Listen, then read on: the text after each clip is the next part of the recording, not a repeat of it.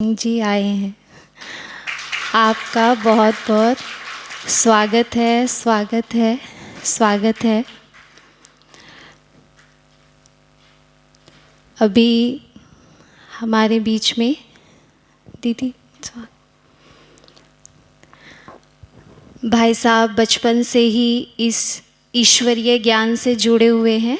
आप अपने माता पिता के साथ आते थे और आपने 1992 में एनडीए के माध्यम से सशस्त्र बल में आप शामिल हुए और आप वर्तमान समय जो दिल्ली में डीआरडीओ है वहाँ आप एडिशनल डायरेक्टर के पद के रूप में तैनात हैं और आपने शिक्षा में BSc, BTech, MTech, PG, diploma और एमबीए किया है और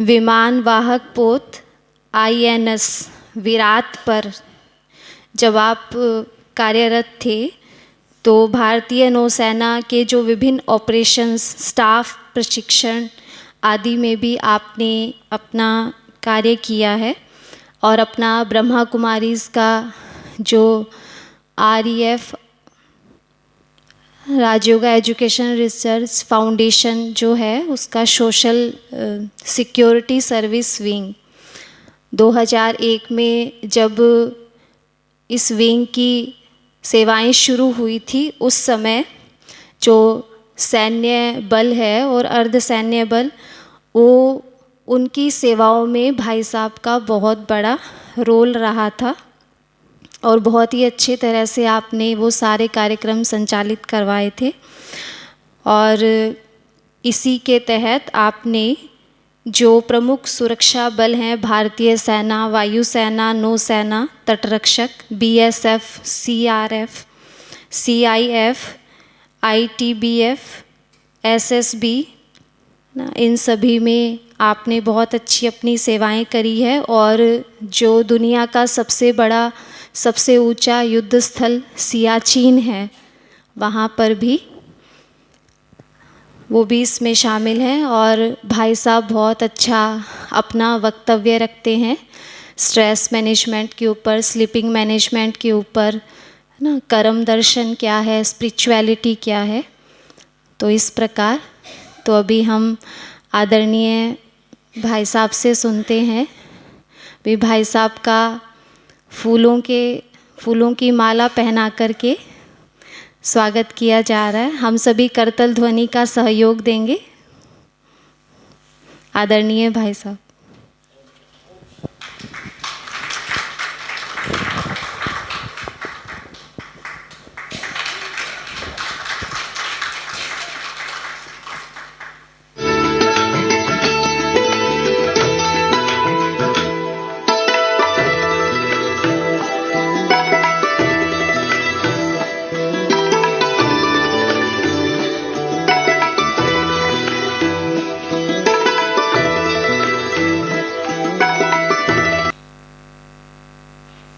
जैसे दीदी ने हमारा परिचय दिया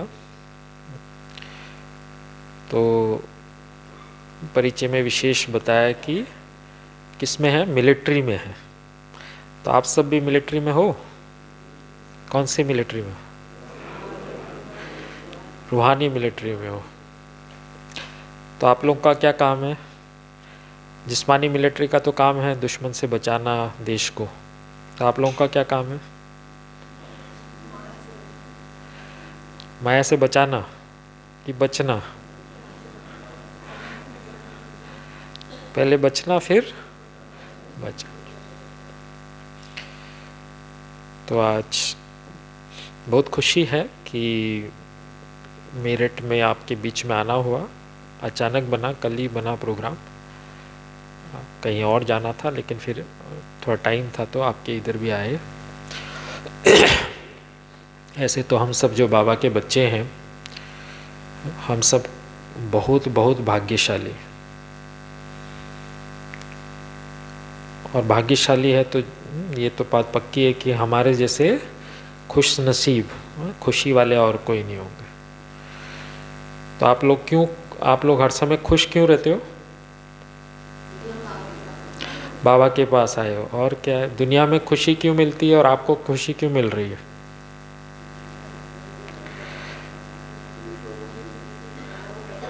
बाबा को पहचान लिया। अच्छा, दुनिया में खुशी क्यों मिलती है? खुशी किस आधार पर मिलती है? साधनों के आधार पर ना। और आपकी खुशी का आधार क्या है? साधना, है ना। उनकी खुशी का आधार है साधन और आपकी खुशी का आधार है साधना। देखो, आज साधन तो बहुत है, लेकिन वो साधन हर समय सुख दे ये जरूरी नहीं है। और अक्सर देखते हैं कि सुख तो थोड़ा देता है, दुख ज़्यादा देता है। बहुत बढ़िया गाड़ी है लेकिन कोई कारण से तेल नहीं है, तो मोबाइल बहुत अच्छा है, लेटेस्ट मोबाइल है, लेकिन चार्ज नहीं है या सिग्नल नहीं है, तो फिर क्या होगा? तो साधन है, लेकिन वो सब साधन टेम्पररी है। और वो सब साधन में कोई ना कोई प्रॉब्लम आने के कारण थोड़ा सा खुशी देती है और ज़्यादा दुख देती है। और हमारी खुशी का आधार साधना है। साधना यानी बाप के साथ हमारा कनेक्शन, संबंध है। और दुनिया में खुशी क्यों होती है? खुशी किस आधार पर मिलती है? एक तो साधन, फिर और पैसा। पैसा भी साधन में आ जाएगा, है ना। और संबंधों में ये भी होता है ना, दुनिया में संबंधों से भी खुशी होती है। परिवार है, ये कई सारे रिश्ते नाते होते हैं। तो यहाँ भी हमने देख लिया कि दुनिया में संबंध, वो भी थोड़ा खुशी देते हैं और बहुत ज़्यादा तनाव देते हैं। कोई ना कोई प्रकार की समस्या इकट्ठी होती है। कई अच्छे अच्छे दोस्त हैं, बहुत अच्छी दोस्त हैं बहुत टाइम से, फिर कोई छोटी सी बात हो गई तो अनबन हो गई। और हमारा संबंध किसके साथ है? बाबा के। बाबा के साथ संबंध है तो फिर हमको ये दैवी परिवार, तो माता पिता और भाई बहन, ईश्वरीय परिवार, तो हमारे संबंध में वास्तव में हर समय एक दूसरे को हम खुशी बांटेंगे ना। हमारे इस विशेष परिवार में, ईश्वरीय परिवार में, तो हम खुशी बांटें। और तीसरा, दुनिया में खुशी का क्या कारण है, या यूं कहें खुशी गायब होने का क्या कारण है? हाँ, मन चंचल है या मन में टेंशन है ना। तो तीसरा आप देखेंगे ना, खुशी का कारण, खुशी का जो सतयुग में हम लोगों को सबको मिलता है, साधन भी है और संबंध भी है, और तीसरा है स्वास्थ्य। दुनिया में आप देखते हैं बहुत लोगों के पास पैसा है, सब कुछ है, परिवार है, लेकिन अगर स्वास्थ्य अच्छा नहीं है तो खुशी होगी? हाँ? बहुत अच्छे अच्छे पकवान है, मीठा है, ये है, लेकिन डायबिटीज है तो क्या करेंगे? खा पाएंगे? तो जो तीसरा समस्या है वो है स्वास्थ्य। तो आज बहुत सारे लोग हैं जिनके पास बहुत साधन है, कोई संपत्ति की कोई कमी नहीं है, संबंध है, संपत्ति है, पोजीशन है, सब है, लेकिन स्वास्थ्य, शरीर साथ नहीं देता, तो जीवन में खुशी का अनुभव नहीं होगा। तो अभी स्वास्थ्य के मामले में हमारा क्या हिसाब है? स्वास्थ्य हम सबका भी ठीक रहता है? क्यों? सर्दी जुकाम नहीं होता? बीमार नहीं होते?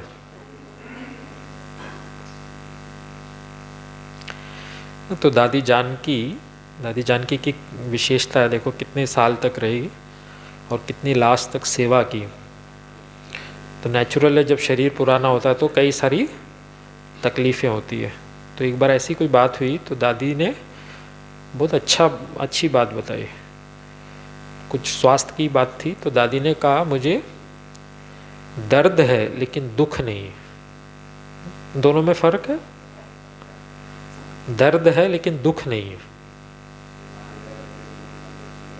हाँ, क्योंकि कोई ना कोई शरीर का अगर ऊपर नीचे होता है तो वो इफेक्ट तो करेगा, लेकिन दर्द होता है शारीरिक लेवल पर और दुख होता है मानसिक लेवल पे, है ना।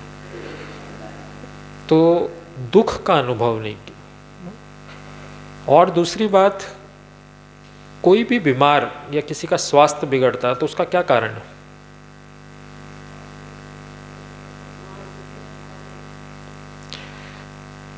किसी का भी अगर हेल्थ में कोई प्रॉब्लम होती है तो स्वास्थ्य अगर बिगड़ता है तो उसका क्या कारण है?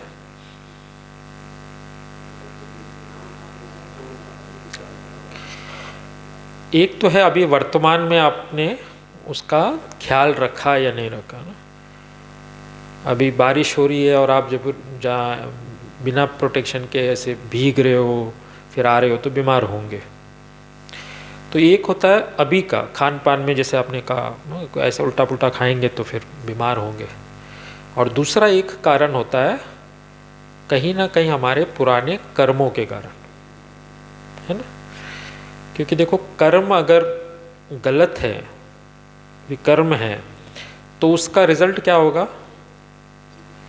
आपको दुख मिले, और दुख मिलने का एक तरीका आपके स्वास्थ्य से होता है। तो स्वास्थ्य, हेल्थ अगर किसी का बिगड़ा है तो बाबा उसको बड़े सहज भाषा में बोलता है कि कुछ कर्मों का हिसाब किताब। अगर अभी वर्तमान में हमने सही से प्रिकॉशन लिया, जो करना है वो किया, उसके बावजूद भी बीमार हो रहे हैं या कुछ बात हो गई, शरीर में कोई तकलीफ हो गई, तो जरूर ये पुराने कोई कर्मों का हिसाब किताब। अभी कोई पास्ट में कोई कर्म किया है और वो गलत है तो वो एक तरह से कर्ज हो गया ना, तो कर्ज को तो चुकाना पड़ेगा, है ना।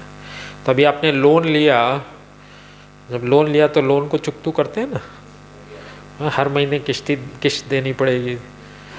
तो अभी लोन का चुकतू करेंगे, आपकी तनख्वाह 10,000 रुपया है और 4,000 रुपया किस्त में जा रही है, तो आप खुश होंगे या दुखी होंगे? हाँ, खुश होंगे या दुखी होंगे?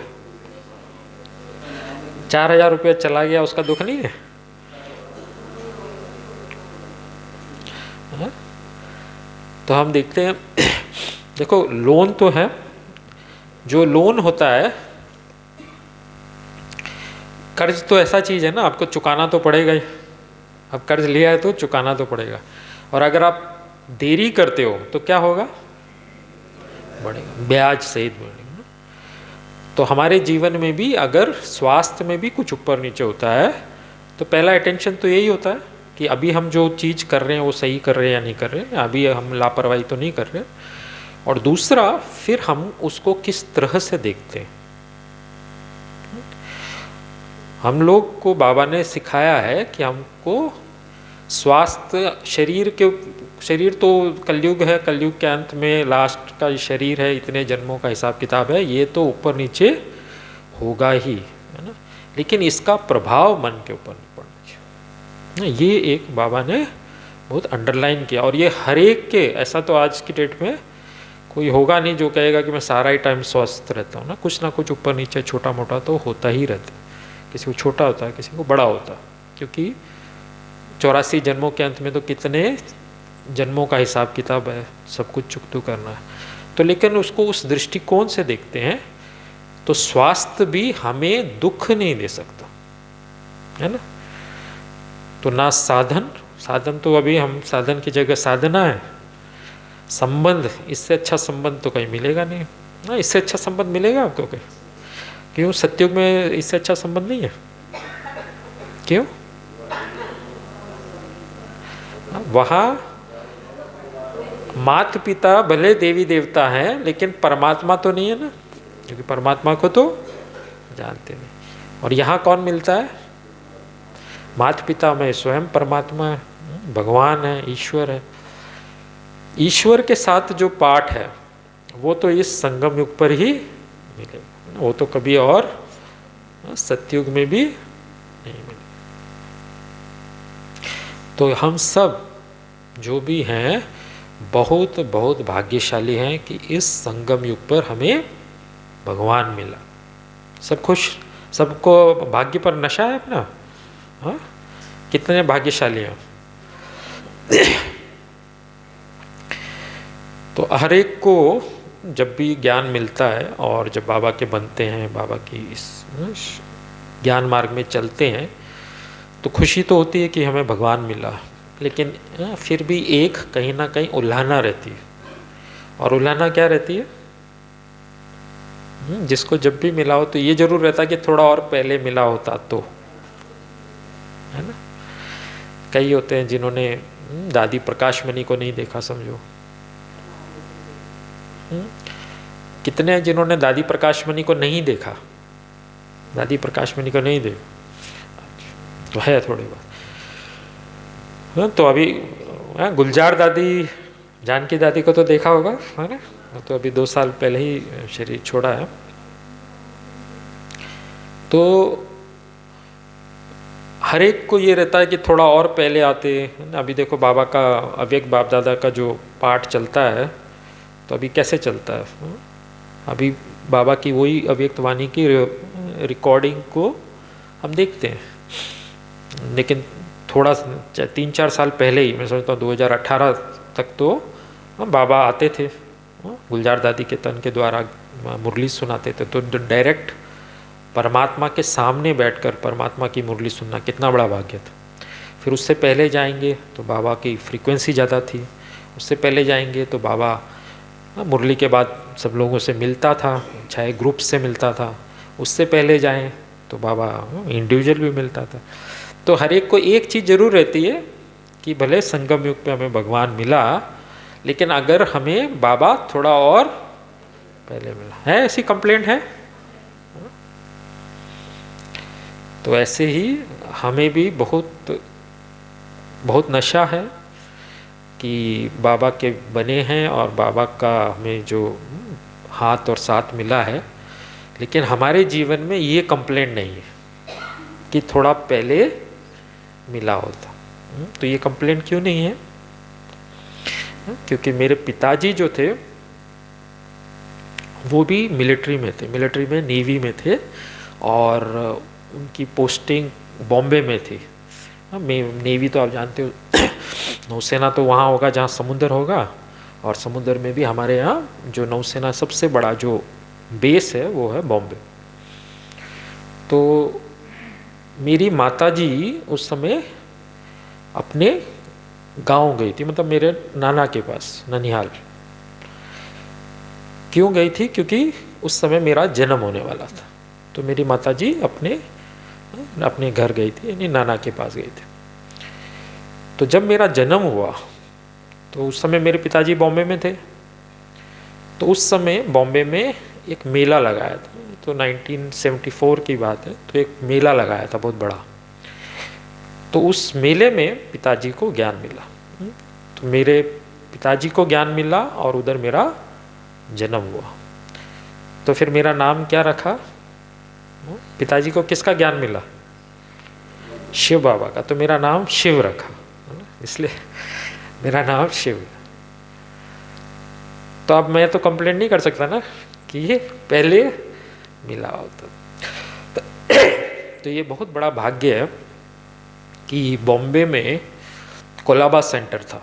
कोलाबा सेंटर की विशेषता है कि ये सबसे पुराने सेंटर में, बॉम्बे में सबसे पहला जो सेंटर था, एक कोलाबा और एक घाटकोपर का। और कोलाबा सेंटर का जो बिल्डिंग है, अभी बिल्डिंग परिवर्तन हुआ, पहले जो बिल्डिंग थी वो वाटरलू मैंशन करके बिल्डिंग का नाम था। तो आप सब ने अगर यज्ञ की हिस्ट्री पढ़ी हो तो ब्रह्मा बाबा भी जब बॉम्बे में आते थे तो वो इस सेंटर पे रहते थे, कोलाबा के वाटरलू मैंशन। देखो, तो उस समय वो सेंटर शुरू में, हम भी बहुत पहले आए, लेकिन फिर भी ये तो उससे भी बहुत पहले की बात है, साकार बाबा के टाइम की बात है।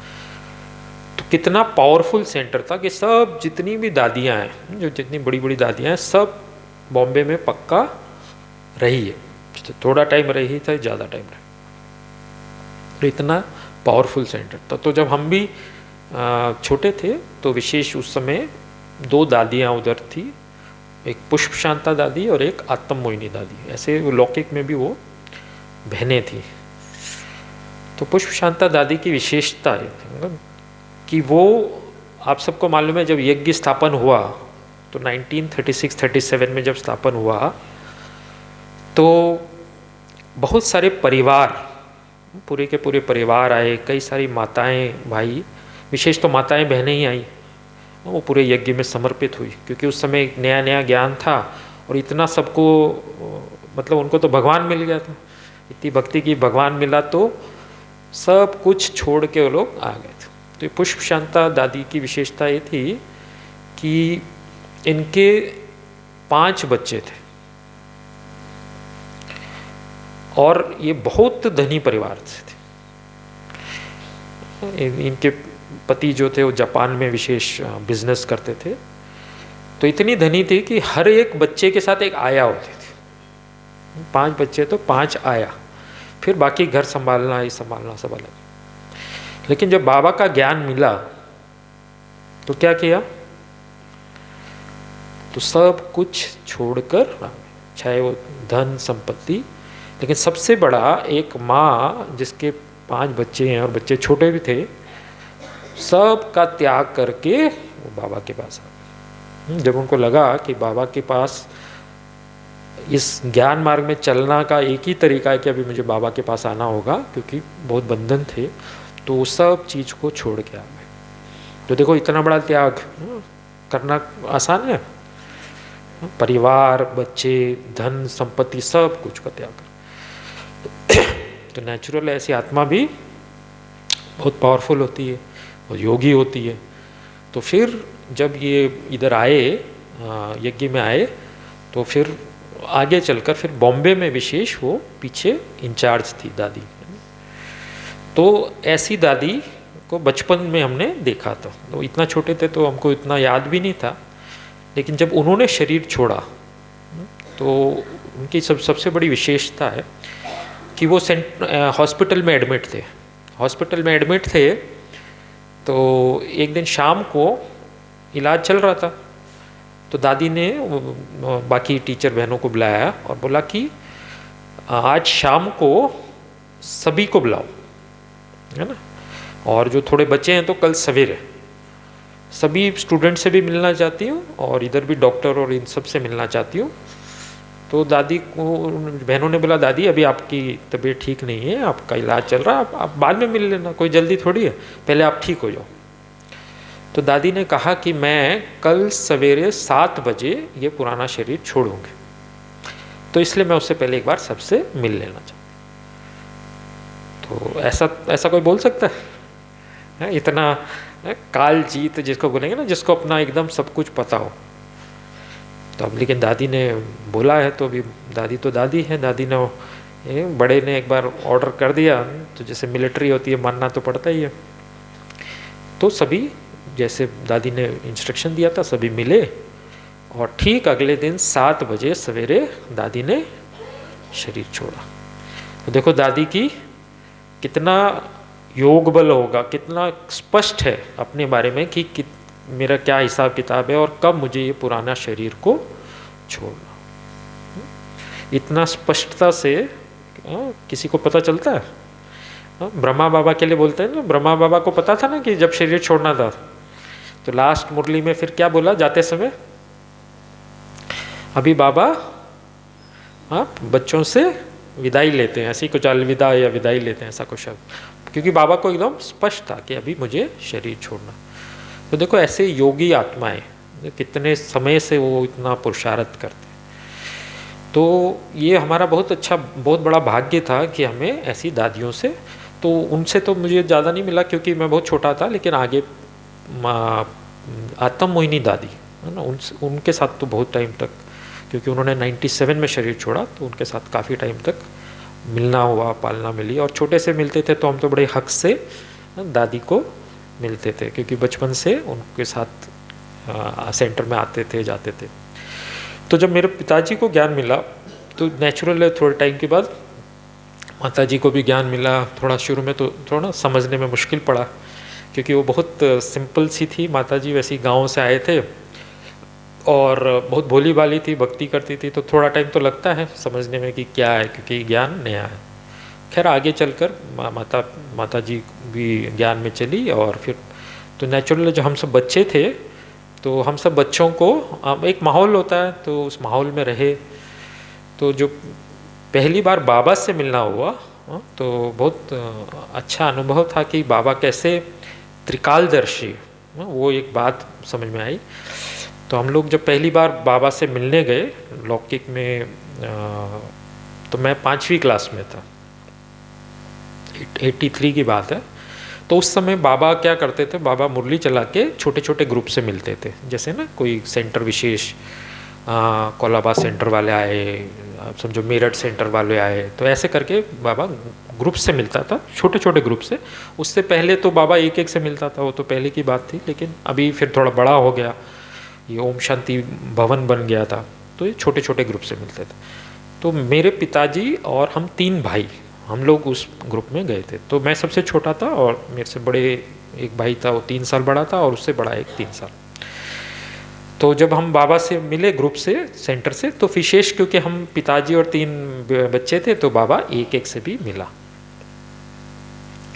तो बाबा ने, नेचुरल है, बाबा तो मिलता है तो वरदान तो देता ही है। और बाबा की विशेषता अवेक बाप दादा की कि बाबा बहुत सॉफ्ट बोलता है। बाबा की आवाज़ सुनी अवेक बाप दादा की, अगर वो माइक आप निकाल दो ना, तो आप थोड़ा इधर भी होंगे तो आपको सुनाई नहीं देगा। बाबा बहुत सॉफ्टली, बहुत विस्परिंग करके ना बोलता है, तो एकदम थोड़ा नज़दीक होते हैं तो ही आपको सुनाई देता है बाबा क्या बोल रहा। तो जब बाबा से मिले, तो बाबा ने, जो सबसे बड़ा वाला भाई था वो 10वीं क्लास में था, तो बाबा ने उसको बोला आप लौकिक और परलौकिक बाप का नाम रोशन करेंगे।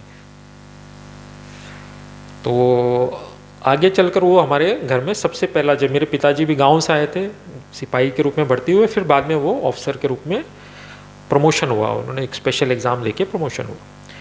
तो पढ़ाई में सबसे पहला, जैसे लौकिक में इंजीनियर मेरा बड़ा भाई बना, सिविल इंजीनियर बना। और फिर क्या हुआ कि ज्ञान सरोवर का कंस्ट्रक्शन 92 में चालू हुआ, तो वो विशेष ज्ञान सरोवर की सेवा के लिए आए, क्योंकि आप जानते हो हमारा जो भी बनता है, कुछ कार्य होता है, तो सब बाबा के बच्चे सब उसमें सहयोग देते। तो जब वो ज्ञान सरोवर में आए, तो घर से ये बोलकर आए थे कि 1 महीना वो सेवा पे आए, 92 में। उनका 1 महीना अभी तक ख़त्म नहीं हुआ, अभी भी चल रहा। तो क्योंकि ज्ञान सरोवर बनने में 95 हो गया, फिर शांतिवन चालू हो गया, फिर और कुछ, फिर वो दिल्ली में भी ORC के लिए 2 साल आए, फिर हैदराबाद में गए, तो ऐसे एक के बाद एक चलते गए। क्योंकि बाबा का तो कार्य बढ़ता ही रहता है, कम होता है क्या। हम कई जगह फोर्स में होने के कारण ना कई जगह चक्कर लगाना होता है, तो हम देखते हैं कहाँ पहले गए थे तो गीता पाठशाला थी, कुछ साल के बाद जाते सेंटर है, कुछ साल के बाद बड़ा सेंटर है, अब तो बहुत जगह जाते हैं तो रिट्रीट सेंटर बन रहे। तो बाबा का कार्य तो बढ़ता ही जाता है। और बाबा का कार्य को ये रोक सकता है क्या? जिस कार्य को पूरे विश्व को परिवर्तन करना है, तो वो कार्य तो कहीं रुक ही नहीं सकता, कोई रोक नहीं सकता। जब तक पूरा विश्व परिवर्तन ना हो, कोई नहीं रोक सकता। तो फिर दूसरे भाई को भी बाबा ने वरदान दिया, वो मेरे से, मैंने कहा ना 3 साल बड़ा था। और फिर मेरा टाइम आया तो बाबा ने मुझे भी वरदान दिया। तो मुझे बोला कि आप पढ़ते और खेलते बाप को याद रखना।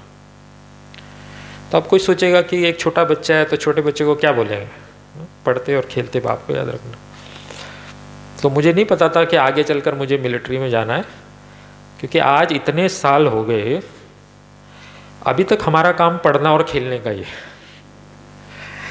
क्योंकि 12वीं के बाद NDA गए तो वहाँ BSc पढ़ी, फिर वहाँ से मेरा ब्रांच चेंज हुआ तो मैं BTech किया, फिर मैंने MTech किया, फिर वो पढ़ाई ख़त्म हुई तो हमारी ब्रह्मा कुमारी की ना अन्नामलई के साथ तो PG डिप्लोमा, फिर MSc, फिर MBA, और फिर फौज में भी बहुत सारे कोर्सेस होते हैं, मिसाइल्स के कोर्सेस थे कई। और अभी भी मेरा जो पोस्टिंग है वो DRDO में है। DRDO वो संस्था है जो जहाँ साइंटिस्ट होते हैं, और आर्मी, नेवी, एयरफोर्स ये तो युद्ध लड़ते हैं, लेकिन इनके लिए जो साधन बनाते हैं, जो बंदूकें, मिसाइल, ये साइंटिस्ट बनाते हैं। तो अभी भी बहुत सारा उधर पढ़ना ही पड़ता है, क्योंकि कभी कोई नया साधन है, कभी ये चीज़ है, कभी ये चीज़ है। तो हर इतनी बड़ी फील्ड है तो पढ़ते ही रहते, फाइलों में पढ़ते ही रहते हैं। तो बाबा ने कहा कि आपको पढ़ते और खेलते बाप को याद रखना। तो आज तक है ना, इतने वर्ष हो गए, लेकिन आज तक यही काम है। फिर दूसरा भाई था, वो मेरे से 3 साल बड़ा था, तो उसको भी बाबा ने वरदान दिया। उसको अपना वरदान याद नहीं, तो आज वो ज्ञान में भी नहीं, सहयोगी है लेकिन ऐसे ज्ञान में नहीं। तो मैं देखा, देखो बाबा किसको देखता है? बाबा को ऐसे छोटा बच्चा है, बड़ा है, बूढ़ा है, वो नहीं देखता। बाबा तो आत्मा को देखता है ना, और आत्मा के तो बाबा को पाठ मालूम है कि किसका क्या आगे पाठ।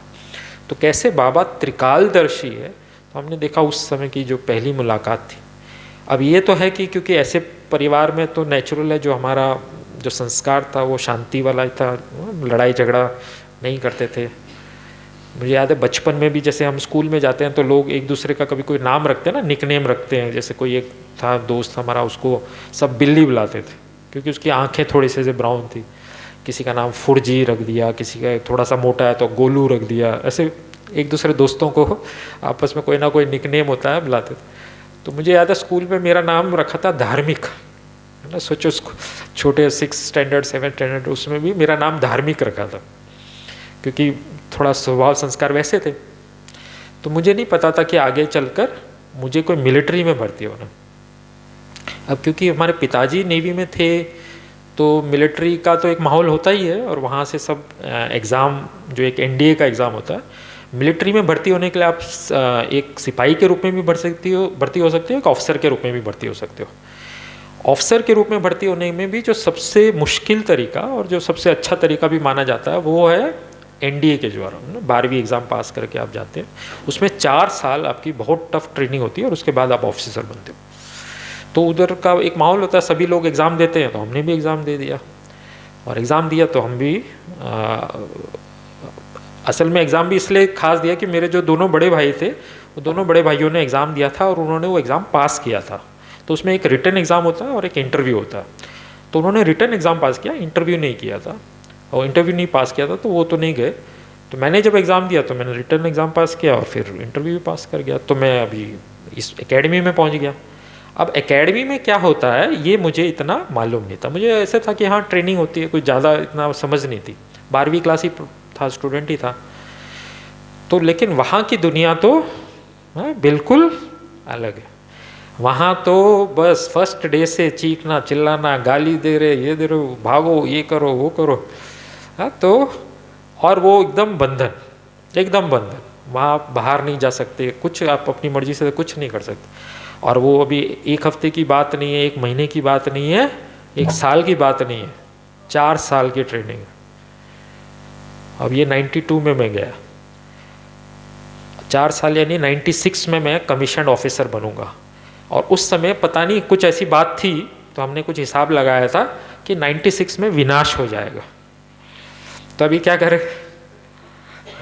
इतना सब रगड़ा खा के हम ऑफिसर बनेंगे, हाँ, तो वो तो विनाश हो जाएगा, तो उसका तो कोई फ़ायदा नहीं हुआ।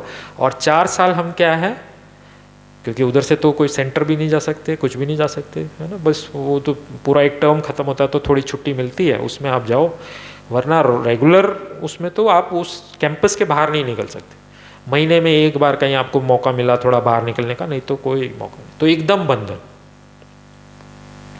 तो बहुत सोचना पड़ा कि अभी करें क्या, और बहुत उधर का तो बहुत लाइफ बहुत टफ होती है। तो एक टाइम तो हमने सोचा अब इसको छोड़ दें, फिर बाबा की कुछ प्रेरणा थी तो हम वैसे कंटिन्यू रखा। लेकिन वो जो 4 साल था तो अभी उसमें करें क्या, क्योंकि सेंटर नहीं जा सकते आप, कोई कनेक्शन नहीं।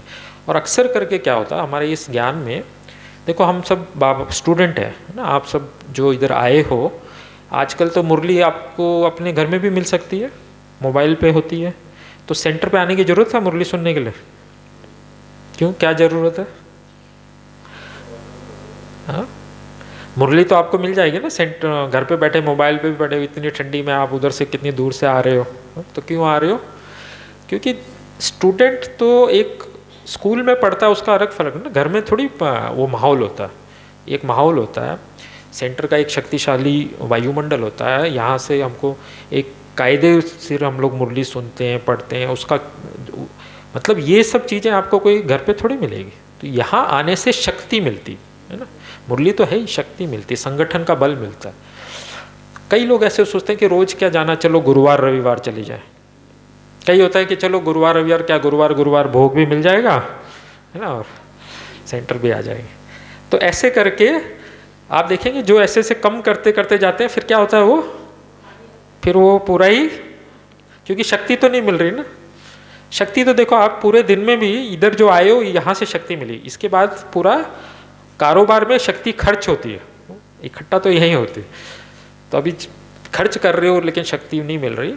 तो अक्सर करके देखते हैं कि जैसे जैसे आप इस ईश्वरी परिवार से, सेंटर से, मधुबन से दूर होते जाते हो तो अपने आप ही शक्ति नहीं होती। तो पुरानी दुनिया में जितना शक्तिशाली परमात्मा है, माया भी कम नहीं है, माया भी बहुत शक्तिशाली है, तो वो पुरानी दुनिया में चले जाते। तो अभी 4 साल अगर मैं कैद में रहूँगा तो क्या होगा, कैद हो क्या, फिर हमारा भी बाबा से तो हाथ छूट जाएगा। अक्सर करके ऐसे ही होता है। लेकिन एक ऐसा केस है जहाँ बाबा एग्जाम्पल देता है जिसमें ऐसा नहीं होता। कौन सा ऐसा केस है? बाबा कई बार एग्जाम्पल देता है बांधेली माताओं का। बांधेली माताओं की क्या विशेषता है? उनको भी बहुत बंधन होते हैं, वो भी बहुत ज़्यादा आ नहीं सकते। कई बार सेवा करने के लिए आना चाहते हैं, सेंटर आना चाहते हैं, कोई विशेष प्रोग्राम में आना चाहते हैं, लेकिन क्या होता है, आ नहीं पाते। लेकिन उन लोगों की लगन, उन लोगों का बाबा के प्रति प्यार क्या होता है, और भी ज़्यादा पावरफुल होता है। तो मुझे खुशी है कि मैं जितना टाइम उधर था तो मेरी लगन और बाबा से प्यार और बढ़ा। लेकिन उधर किया क्या मैंने कि मैं उधर उस समय ये साकार वाणी भी ऐसे नहीं आती थी पोस्ट से, मतलब आजकल जैसे आती है वैसे तो आती ही नहीं है, बहुत लेट आती थी और फिर वो भी सेंटर पर ही आएगी, तो बहुत सारी चीज़ें थी। लेकिन अव्यक्त वाणियाँ जो है वो तो हमारी किताब है ना, अव्यक्त वाणियों की तो पूरी वो 69 की 70 की सारी आप देखेंगे, सारी अव्यक्त वाणियाँ ऐसे बाइंडेड है। तो वो विशेष 3 साल जो मैं एकेडमी में था तो मैं रोज़ एक अव्यक्त वाणी पढ़ता था, और मैंने 69 से लेके उस समय 95 तक की सारी अव्यक्त वाणियाँ पढ़ी, क्योंकि और तो मैं बस कोई चारा नहीं था, बस एक अव्यक्त वाणी का ही सहारा था। तो रोज़ मैं अव्यक्त वाणी पढ़ता था। और बाबा ज्ञान का सागर है ना, सचमुच में आप देखेंगे तो हाँ, अव्यक्त वाणी में उसकी गहराई पता चलती कि कैसे कोई अगर निष्पक्ष होकर भी सुने ना तो इतनी स्पष्टता से, इतनी क्लैरिटी से कोई नहीं समझा सकता। वो समझा सकता है जिसकी बुद्धि इतनी क्लियर हो। कोई विषय को बाबा किस तरह से टच करता है, कितना उसको सिंपल भाषा में बताता है। देखो बाबा के सामने स्टूडेंट है जो लोअर केजी में है और एक जो पोस्ट ग्रेजुएट है, दोनों बैठे हुए और दोनों को बाबा को समझाना है। नॉर्मली अलग अलग तरह के लोग होंगे तो टीचर भी सोचेगा अभी मैं कैसे पढ़ाऊँ, एक के तो स्टैंडर्ड ये है, एक का स्टैंडर्ड तो वो, और बाबा के सामने तो सारे स्टैंडर्ड वाले हैं। लेकिन फिर भी बाबा देखो कितना ज्ञान का सागर है ना, तो ऐसे थोड़ी है, वो सब चीज़ों का स्पष्टता। तो बाबा की वो जो टाइम था 4 साल विशेष, तो इसमें मैंने जो सबसे बड़ा मुझे था कि फ़ौज ने भी बहुत कुछ सिखाया, लेकिन सबसे बड़ी बाबा की लगन हमारी बहुत बड़ी। तो जब मैं 95 में एकेडमी से मैंने पास आउट किया तो मेरे को बुद्धि में ये था कि देखो भगवान आया है सृष्टि पर, और हम अब बाबा को एक बार भी ना मिले साल में, हर साल में एक टर्न तो मिलता ही था, तो फिर तो कैसे चलेगा, ये तो हो ही नहीं सकता। तो मैंने पक्का कर लिया अभी कुछ भी हो जाए हर साल मुझे बाबा से मिलना। तो जिस साल मैंने पास आउट हुआ उस साल से लेके लास्ट तक, उल्टा लास्ट मुरली जो थी बाबा की है ना, जो गुलजार दादी के तन द्वारा 2018 में 31 दिसंबर है, वो मुरली तक मैं कभी, मतलब वो मुरली में तो खैर बाई चांस था, लेकिन हर साल चाहे उस समय मेरा पोस्टिंग कोई शिप में हो, शिप समुद्र में हो, या फिर वो बीच में कारगिल युद्ध हुआ, कुछ हुआ, यह हुआ, लेकिन हर साल कैसे भी बाबा के पास जाना ही, और वो मैंने कभी मिस नहीं किया। क्योंकि देखो अभी इंपॉर्टेंस पता चलता है ना, कोई चीज़ अगर आपसे दूर होती है तो आपको उसका वैल्यू समझते कि देखो भगवान सृष्टि पर आया है और हम एक बाबा से मिलने नहीं जा पा रहे, तो ऐसे कैसे हो सकता है। तो बाबा से कंटिन्यूस मिले। फिर जैसे मेरे को याद है जब मैं एकेडमी से पास आउट हुआ, मैं ट्रेनिंग के लिए गया था, कोई एमटेक कोर्स के लिए गया था, बीटेक कोर्स के लिए गया था। हम ऑफिसर बन गए थे, लेकिन ऑफिसर बन के भी हमारा काम पढ़ाई गया था, तो उसमें फिर ऐसे बंधन नहीं थे। तो मेरी पोस्टिंग लोनावला में थी, 3 साल का वो कोर्स था। तो लोनावला में सेंटर 10 किलोमीटर दूर था, और लोनावला की विशेषता है कि उधर बारिश बहुत होती है, 4-5 महीना तो ऐसी बारिश होती है। भारत में सबसे ज़्यादा बारिश चेरापूंजी के बाद लोनावला का नंबर था, कि आप स्कूटर पे ऐसे चलाओगे तो आपको 4-5 मीटर के आगे दिखेगा ही नहीं, इतनी बारिश होती। लेकिन मैं 3 साल रहा, मैंने कोई दिन मैं नहीं होता था, हर दिन शाम को, सवेरे तो नहीं जा पाते थे लेकिन शाम को स्कूटर लेगा ड्र करके हमको जाना ही जाना, क्योंकि तब कोई चीज़ छूटी थी ना तो वैल्यू पता चलती। और उल्टा मेरे को याद है, मैं एकेडमी से पहली बार आया, नया वो एकेडमी के जो मैं बोला ना फर्स्ट टर्म के बाद थोड़ी देर छुट्टी होती है, तो मैं बॉम्बे आया माता पिता के पास। तो मेरे माइंड में एक ही था, मुझे मधुबन जाना है। तो मैं सेंटर पे गया तो हमारी आता मोहिनी दादी थी, मैंने बोला दादी मुझे मधुबन जाना है। अब मेरी क्या है, उम्र क्या है, 12वीं पास, बस 6 महीना और। तो दादी बोली अभी कोई प्रोग्राम नहीं है।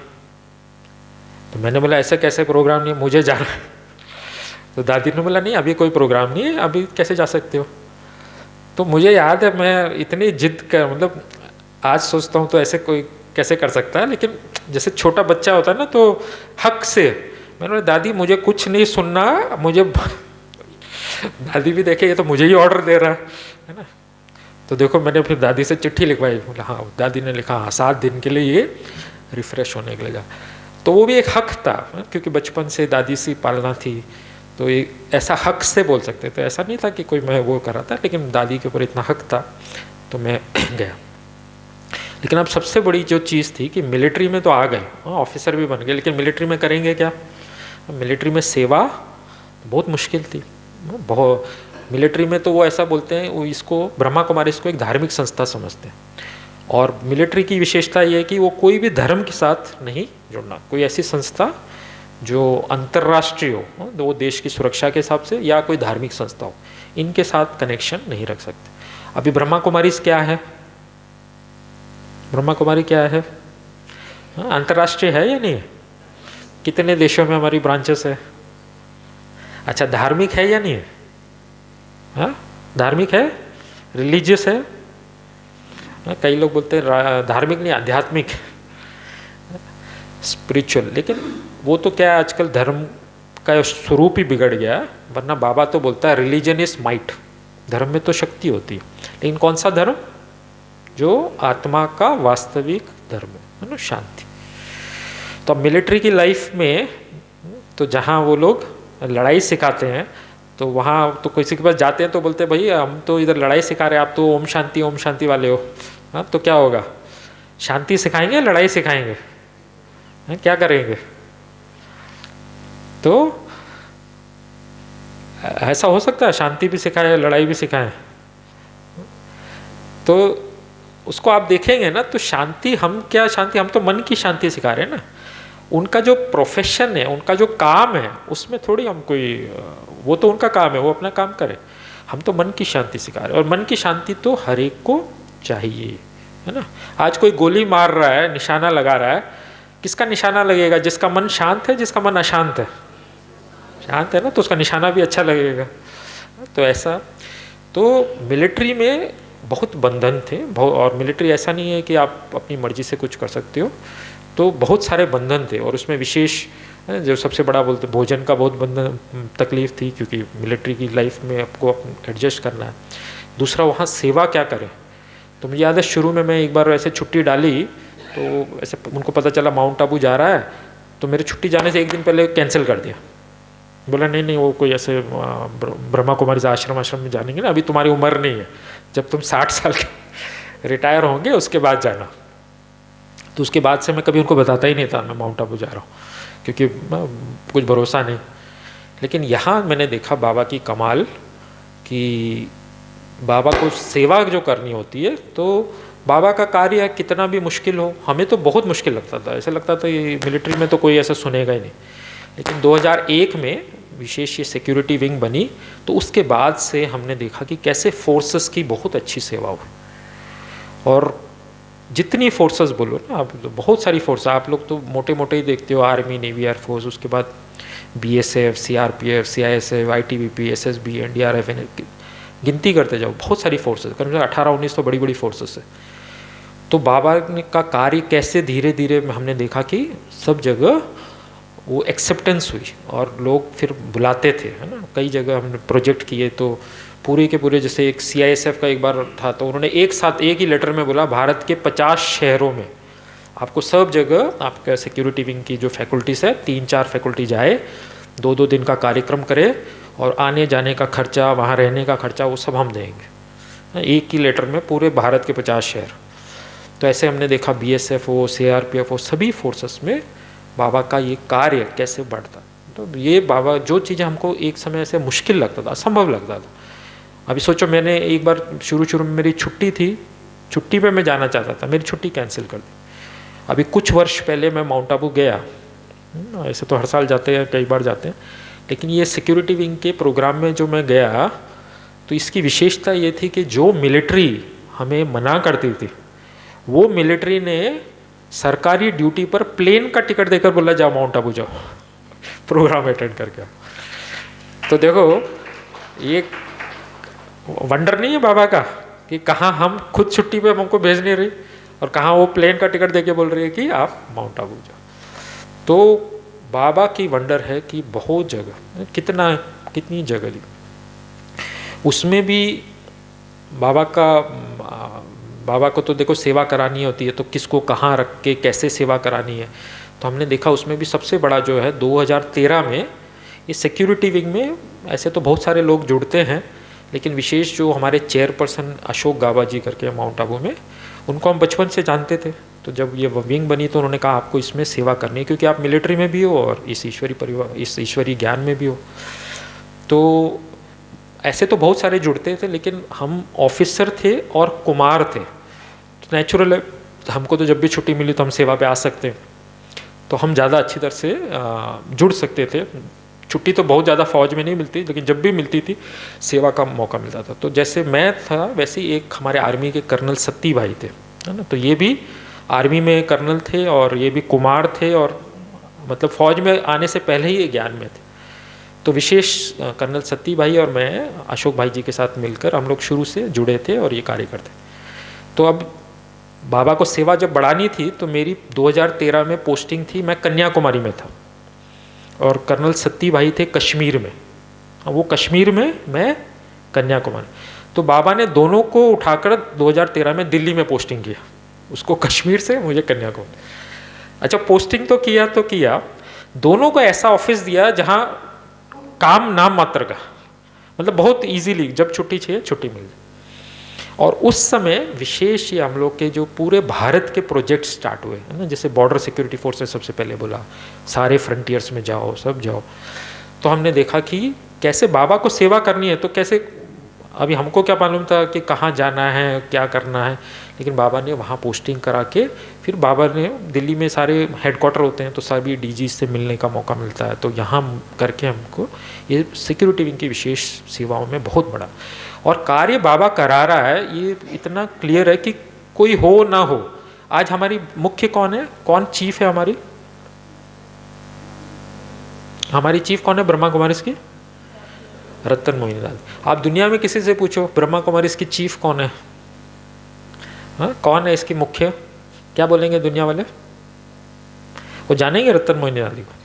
मेजॉरिटी 10 में से 9 तो नहीं जानेंगे, ज़्यादा से ज़्यादा कोई बोल देगा शिवानी बहन आपकी हेड है ना। तो देखो हेड, वैसे तो कोई जगह संस्था में हेड से ही सारा हो रहा है, लेकिन यहाँ हेड वास्तव में हेड कौन है? शिव बाबा। तो निमित्त कोई है नहीं है, लेकिन कार्य चलता है। हमारे अशोक भाई शुरू से सबसे ज़्यादा वो 1 मैन आर्मी की तरह की, लेकिन 2015 में उनको एक ये हो गया, पैरालिटिक अटैक हो गया, उसके बाद से वो नहीं कर पाए सेवा। अभी वो ज़्यादा सेवा नहीं करते कुछ पिछले कई साल से, लेकिन सेवाएं तो मैंने देखा वो रुकी नहीं, कभी कोई निमित्त बनेगा कोई निमित्त बनेगा, लेकिन सेवाएं बाबा की होती रही। हाँ, तो लास्ट में मैं मिलिट्री लाइफ में एक पर्सनल एग्जांपल देख के, मिलिट्री में जो सबसे बड़ा ये होता है ना बंधन, वो होता है कि आपका रहोगे तो खाओगे पियोगे क्या, तो वहाँ तो सब कायदे से होता है। तो मैं जब शुरू में मेरे को याद है ट्रेनिंग में था, तो मैंने देखा कि अभी खुद ही बनाना पड़ेगा। अब खुद ना बनाना आता है बराबर और ना साधन है। एक रूम के अंदर तो रूम मिलता था, रूम के अंदर ना साधन होते हैं, ना खाना बनाना होता है और ना परमिशन होती है। मिलिट्री में तो बहुत कायदे तगड़े होते हैं, तो क्या करें, तो फिर भी बनाना है करके कुछ बड़े छुपा के, उस सिलेंडर भी छुपा के रखते थे खटिया के नीचे और ये वो, क्योंकि कोई और नहीं देख सकता। फिर अभी जैसे कुकर में आपने कुछ बनाया तो कुकर क्या करेगा, सीटी मारेगा तो बहुत आसपास के लोग सारी दुनिया को पता चलेगा, तो क्या करना चाहिए, क्या करना चाहिए माताएं? हाँ, तो कई बोलते हैं फिर वो सीटी निकाल दो, तो सीटी क्यों होती है? वो तो जल्दी बनने के लिए होता है ना, कि प्रेशर बने, और तो टाइम भी कम होता है, फटाफट करना होता है। तो हम फिर जब वो कुकर सीटी देता है ना, तो हम म्यूज़िक सिस्टम में आवाज़ उससे भी ज़्यादा तेज़ कर देते तो वो आवाज़ उसमें दब जाती है। तो ऐसा करके हम कुछ चलाया। फिर आगे चलकर थोड़ा और सीनियर हुए तो ये तो नहीं चलेगा, तो हमको था कि घर तो लेना है। अब फौज में घर का नाम रखा है उन्होंने मैरिड क्वार्टर्स। अब मेरी रैंक के हिसाब से मुझे घर तो मिलेगा, लेकिन वो नाम है मैरिड क्वार्टर, मैरिड हो तो घर मिलेगा। अब हम मैरिड भी नहीं है और हमको घर भी चाहिए, तो फिर क्या करें? तो फिर थोड़ा सा युक्ति से, नहीं हमारी माता जी हमारे साथ है, ये वो कुछ अभी कुछ ना कुछ तो करना पड़ेगा। तो वो भी ऐसे होता नहीं है परमिशन डिपेंडेंट। मेरी माता जी हमारे ऊपर तो डिपेंडेंट नहीं है, मेरे पिताजी तो खुद नेवी से रिटायर्ड ऑफिसर है। फिर भी थोड़ा बहुत घुमा फिरा के पिताजी के बारे में कुछ नहीं बोलता था, तो माता जी है वो तो कुछ कमाती भी नहीं है और वो मेरे साथ है, तो मेरे को घर मिलता था। तो मेरी माता मेरे पास रहती थी, लेकिन वो बस एक हफ्ता के लिए आती फिर चली जाती। तो वो बॉम्बे में रहते हैं, बोलते बस हो गया। अब वो तो छोटी जगह, लोगों को तो पता चल जाता ना इसकी कोई माता तो रहती नहीं है। जब परमिशन वो लोग 6 महीने की देते हैं, 6 महीने के बाद वापस आपको अप्लाई करना होता है। तो जब 6 महीने के बाद वापस मैं अप्लाई करूँगा तो फिर मेरे को परमिशन मिलेगी? वो बोलेंगे भाई आप बोलते हो माता जी तो आपकी कोई रहती नहीं, और कायदे के हिसाब से तो आपको घर नहीं मिल सकता क्योंकि आपकी शादी नहीं हुई, मैरिड नहीं हो, तो ये तो मैरिड क्वार्टर्स है। तो फिर मैंने देखा कि बाबा कैसे मदद करता है। तो मैं एक बार ऐसे था, 15 ऑफिसर थे, 15 घर थे उस यूनिट में, तो मुझे भी घर दिया हुआ था ऐसे ही। कहाँ फिर ट्रांसफ़र होता है ना, तो 3 महीना पहले एक ऑर्डर आया कि अभी 3 महीने के बाद एक व्यक्ति आ रहा है, एक और ऑफिसर आ रहा है। तो मुझे बुलाया गया, बोला देखो अभी तक सभी को घर था, आपको स्पेशल कंडीशन में घर मिला। आपने कहा आपकी माताजी रहती है, आपकी माताजी तो रहती नहीं। फिर भी हमने कुछ बोला नहीं क्योंकि चलो घर था तो ले, लेकिन अब एक और ऑफिसर आ रहा है, अब उसका हक है और आपको अभी घर खाली करना पड़ेगा। मैंने सोचा अभी क्या करें, तो 3 महीना, 2 महीना, 1 महीना, 15 दिन, मैंने काफ़ी बोला। मैंने बोला नहीं माताजी बीच बीच में आ जाती है, बोलते आएंगे तो आपको खास गेस्ट रूम दे देंगे, आप फिक्र नहीं करो, लेकिन अभी तो घर खाली करना पड़ेगा। 7 दिन बचे, तो 7 दिन बचे, तो मैंने ऐसे ही एक बार ऐसे दरवाज़ा खोला, तो मेरे फ्लैट के साथ 2 ब्लॉक होता है ना, दूसरा फ्लैट था। तो वो जो ऑफिसर था मेरे सीनियर था, तो एक बहुत बड़ा ट्रक था और वो बहुत टेंशन में और सारा सामान लोड करवा रहा। तो मैंने बोला सर क्या हो गया? बोला पता नहीं यार, दिल्ली से अचानक ऑर्डर आया, 7 दिन के अंदर मुझे दिल्ली रिपोर्ट करना है। सबको 3 महीना देते हैं, इसको कितना टाइम लिया? 7 दिन। तो 7 दिन के बाद क्या हुआ? एक घर खाली हो गया, तो मेरा घर बच गया। तो आप सोच रहे होंगे चलो ये वैसे एक तुक्का लग गया, कहीं फ्लूक लग गया। आज 23 साल हो गए, 23 साल में मैंने कितने स्थान बदले, यहाँ तक दिल्ली भी आया। 23 साल में भगवान ने हर समय कुछ ना कुछ वंडर किया। मेरा घर नहीं गया, मुझे घर हर समय मिला। तो ये भगवान की कमाल है, और ये एक संगम युग ही है जहाँ भगवान का हमें डायरेक्ट साथ मिलता, बाकी कोई युग में नहीं मिलता। बाकी युग में तो हम प्रार्थना करते रहते हैं, कुछ करते हैं, लेकिन बाबा का साथ जो अनुभव है वो इस संगम युग पर होता है। तो जैसे आप जानते हो फौज का एक बहुत बड़ा काम है जैसे स्थापना, पालना और विनाश। तो फौज विनाश की भी पूरी तैयारी कर रही है, और जैसे मैंने कहा विशेष मिलिट्री में भी मैंने मिसाइल्स और ये सब की फील्ड में ज़्यादा थे। तो एक लास्ट बात से समाप्त करता हूँ, क्योंकि अब बाबा कहता है समय बहुत कम है। आपको अगर याद हो जो 31 दिसंबर 2018 उस मुरली में मैं बाबा के उस समय था, उस बाबा के टर्न में, शायद दिल्ली का ही टर्न था, मुझे ख्याल नहीं है दिल्ली का टर्न था, क्योंकि मैं तो था, इतना मुझे याद है। तो बाबा ने मुरली चलाते चलाते फिर अचानक बोला समाप्ति, और मैं काफ़ी नज़दीक बैठा था, तो मैं बाबा को देख रहा था। अभी आप मुरली पढ़ो तो शायद आपको वो इम्पैक्ट नहीं समझ में आएगा, लेकिन जब बाबा को ध्यान से देख रहे थे ना, बाबा के जो वाइब्रेशन थे, बाबा के भाव थे, तो मुझे इतना धक्का लगा, बाबा ने ऐसे कैसे बोल दिया समाप्ति। और मेरे को याद है कई दिन तक मुझे वो संकल्प चलता रहा। बाबा ने वो उतना फोर्स, बाबा के जो वाइब्रेशन जो थे ना कि समाप्ति बोला, तो बाबा एकदम साइलेंट हो गया थोड़ी देर। देखो उसके बाद फिर गुलजार दादी, बाबा के लास्ट अव्यक्त मुरली थी, उसके बाद दादी की तबीयत खराब हो गई, दादी ने शरीर छोड़ दिया। तो अभी हम सब देखते हैं कि टाइम बहुत कम है। तो कई वर्ष पहले, कुछ वर्ष हो गए, तो मैं एक जगह था, मिसाइल बेस था, तो हमारा काम मिसाइल्स लेना था। तो आप सब जानते हो कि रशिया और भारत ने मिलकर ना कोई एक मिसाइल के ऊपर काम कर रहे थे। तो आप जानते हो ना, जो संगम युग पे होता है वही शास्त्र बनते हैं। तो शास्त्रों में जब युद्ध होता है और जब सारे शस्त्र फेल हो जाते हैं, तो कौन सा शस्त्र यूज़ करते हैं? लास्ट शस्त्र होता है ब्रह्मास्त्र। तो ब्रह्मास्त्र यूज़ किया तो उसके बाद समाप्त। तो ये भारत और रशिया मिलकर एक नई मिसाइल बना रहे थे उस समय। भारत की ब्रह्मपुत्रा नदी है और उनकी एक मौसलो नदी है, तो दोनों को मिलाकर एक मिसाइल बना रहे थे, ब्रह्मोस मिसाइल। नाम सुना है ब्रह्मोस मिसाइल?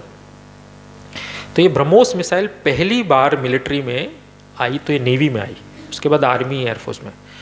और जब पहली बार आ रही थी तो मेरा काम था उसको पहली बार नेवी में लेना। मेरी पोस्टिंग थी, मैं उस समय OIC surface to surface missile था। तो जब उस मिसाइल को मैंने देखा, और वो मिसाइल की विशेषता थी कि वो आवाज़ की गति से 3 गुना तेज चलती थी, और जो निशाना था उस निशाने पे बिल्कुल लगती थी, और उसको गिराने का कोई साधन नहीं था, कोई नहीं गिरा सकता था, इतनी तेज। तो जब उस मिसाइल को देखा तो कौन सा, फिर मेरे को किसका याद आया? ब्रह्मोस मिसाइल देखकर क्या याद आया कि अब ब्रह्मास्त्र भी आ गया। यानी समय कितना कम है, समय कम है। अब तो हम सब महसूस करते, सारी दादियाँ जिनको बाबा ने एक छोटे रूप में सब संगठन तैयार किया था, सब एडवांस पार्टी, और एक दो जो हैं वो भी जैसे अपने योग बल से टिकी हुई है। तो समय बहुत कम है। पहले तो हम लोग बोलते रहते थे, दुनिया, अभी तो दुनिया वाले भी बोलते हैं कि कैसे कोरोना और कैसे अभी भी युद्ध हो रहा है, कब बात कैसे बिगड़ती है कुछ पता नहीं लगता। लेकिन अभी थोड़े से समय में हम सबको अपना जन्म जन्म का भाग्य बनाना है ना। तो अभी सामने कोई भी बात हो, कोई ये हो, कोई बहाना मत देखो। थोड़ा टाइम है, थोड़े टाइम में जिसने जितना कमाई कर लिया, सारा कमाई आपका जन्म जन्म कल्प कल्प का कमाई है। तो कोई भी बहाने के कारण ढीला हो गया, ये तो सब नुकसान हमारा ही होगा, और फिर ये नुकसान भी कम नहीं है, जन्म जन्म और कल्प कल्प का नुकसान है ना। तो मिलिट्री में तो ऐसे बहुत सारे अनुभव है, लेकिन जो सबसे बड़ा अनुभव यही है कि इस समय बाबा हमारे साथ, बाबा का हमें हर समय मदद मिलता है। और वो तो बाबा का कोई भी बच्चा हो, ऐसा हो ही नहीं सकता कि उसको मदद नहीं मिले। हर एक को बाबा की मदद मिलती है, बाबा का साथ इस समय में मिलता है, और इस आधार पर संगम युग में जितना मौज कर सकते हैं वो कभी नहीं कर सकते। अच्छा, ओम शांति।